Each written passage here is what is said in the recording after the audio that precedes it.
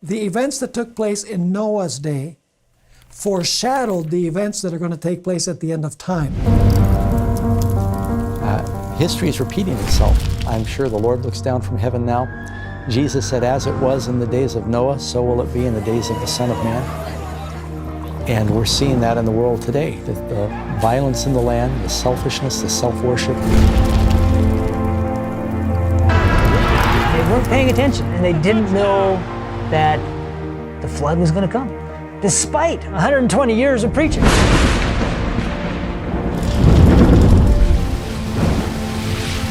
We have the remains of 10,000 or more dinosaurs. It certainly speaks of catastrophe.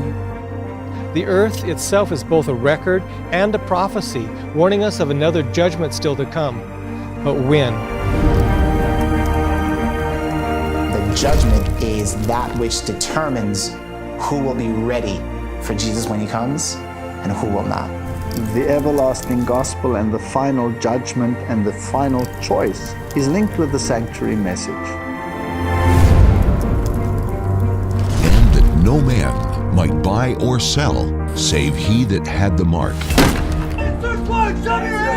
The real parallel between the days of Noah and the end of time is the moment when the door closed.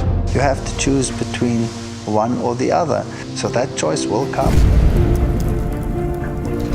And so our God is a consuming fire. So the whole purpose is, how can I get man to again stand in my presence without being destroyed, without being consumed?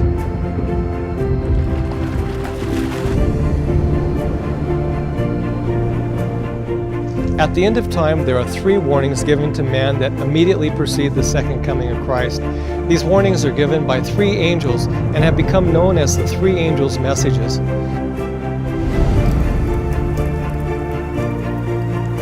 to every nation and kindred and tongue and people, saying with a loud voice, Fear God and give glory to him, for the hour of his judgment is come. And worship him that made heaven and earth and the sea and the fountains of waters. Now that can only point back to the flood. Angel saying, Babylon is fallen, that Revelation 18 picks it up by saying, come out of her, my people.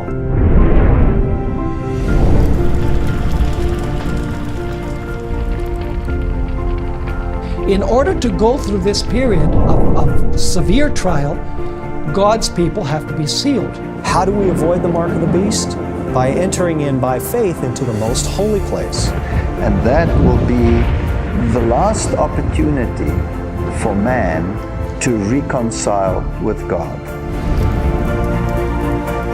The very fact that Noah sacrificed the lamb, but it was a sign of appealing for redemption. And even though the earth was imploding during the time of the flood, he preserved Noah, and he ratified that with a bow of promise. God says that he's going to do that for God's people in the last days.